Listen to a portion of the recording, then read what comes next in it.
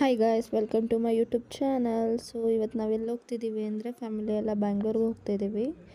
ಬ್ಯಾಂಗ್ಳೂರ್ಗೆ ಏನಕ್ಕೆ ಹೋಗ್ತಿದ್ದೀವಿ ಅಂತಂದರೆ ತುಂಬ ದಿನದಿಂದ ಇಸ್ಕಾನ್ ಟೆಂಪಲ್ಗೆ ಹೋಗಬೇಕು ಅಂತ ಅಂದ್ಕೊಂಡಿದ್ದೆ. ಸೊ ಟೈಮ್ ಆಗ್ತಿರ್ಲಿಲ್ಲ, ಇವತ್ತು ಟೈಮ್ ಸಿಕ್ಕಿದೆ. ಅದಕ್ಕೆ ತುಂಬ ಎಕ್ಸೈಟ್ಮೆಂಟ್ ಇದೆ. ಇಸ್ಕಾನ್ ಟೆಂಪಲ್ ತುಂಬ ವರ್ಷಗಳಿಂದ ಅಂದ್ಕೊಂಡಿದ್ದು.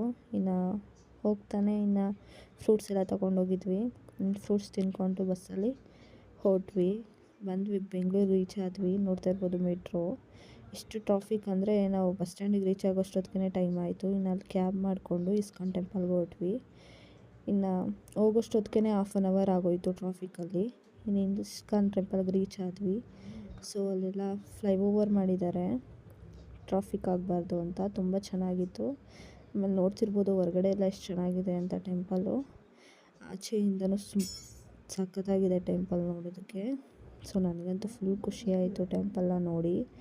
ಆಮೇಲೆ ಸ್ಟಾರ್ಟಿಂಗ್ ಎಂಟ್ರೆನ್ಸಲ್ಲೇ ಹರೇ ನಾಮ ಮಂತ್ರನ ಜಪಿಸ್ಬೇಕು 108 ಸತಿ ಒಂದೊಂದೇ ಹೆಜ್ಜೆ ಇಟ್ಕೊಂಡು. ಅದಂತೂ ಇನ್ನು ಮನಸ್ಸಿಗೆ ಒಂಥರ ಖುಷಿ, ನೆಮ್ಮದಿ ಕೊಡುತ್ತೆ. ಆಮೇಲೆ ಅಲ್ಲಿ ನರಸಿಂಹಸ್ವಾಮಿ ಮತ್ತು ವೆಂಕಟೇಶ್ವರ ಸ್ವಾಮಿನೂ ದೇವಸ್ಥಾನವೂ ಇದೆ ಫಸ್ಟ್ ಸ್ಟಾರ್ಟಿಂಗಲ್ಲಿ. ಅದಾದಮೇಲೆ ರಾಧಾಕೃಷ್ಣ ದೇವಸ್ಥಾನ ಇದೆ. ಸೊ ಹೊರಗಡೆನೇ ಇದು ಇಷ್ಟು ಚೆನ್ನಾಗಿದೆ, ಇನ್ನು ಒಳಗಡೆ ಇನ್ನೆಷ್ಟು ಚೆನ್ನಾಗಿರ್ಬೋದು ಅಂದ್ಕೊಂಡು ಹೊರಟೆ. ಒಳಗಡೆಗೆ ಹೋಗ್ತಿದ್ದಂಗೆ ತುಂಬ ಅಂದರೆ ತುಂಬಾ ಒಂಥರ ತುಂಬ ಚೆನ್ನಾಗಿತ್ತು. ದೇವ್ರನ್ನ ನೋಡ್ತಿದ್ದಂಗೆ ಕೃಷ್ಣನ ಅಷ್ಟು ಚೆನ್ನಾಗಿತ್ತು. ಆಮೇಲೆ ಅಲ್ಲೇ ಪ್ರಸಾದ ಕೊಟ್ಟರು, ಪ್ರಸಾದ ತಿಂದ್ಕೊಂಡು ಇನ್ನು ಮೈಸೂರು ಕಡೆ ಬಸ್ ಹತ್ಕೊಂಡು ಮತ್ತು ಕ್ಯಾಬ್ ಬುಕ್ ಮಾಡಿ ಬಸ್ ಸ್ಟ್ಯಾಂಡ್ಗೆ ಬಂದೆ. ನಾನು ಇದೊಂದು ಗೊಂಬೆ ತಗೊಂಡೆ. ಆಮೇಲೆ ಮತ್ತೆ ಬ್ಯಾಂಗ್ಳೂರಿಂದ ಮೈಸೂರಿಗೆ ಬಂದ್ವಿ. ಬರೋಷ್ಟೊತ್ತಿಗೆ 11 ಗಂಟೆ ಆಗಿತ್ತು. ಇನ್ನು ಅಲ್ಲಿ ದೇವ್ರ ಫೋಟೋ ಮತ್ತು ವಿಗ್ರಹ ತಗೊಂಡಿದ್ವಿ.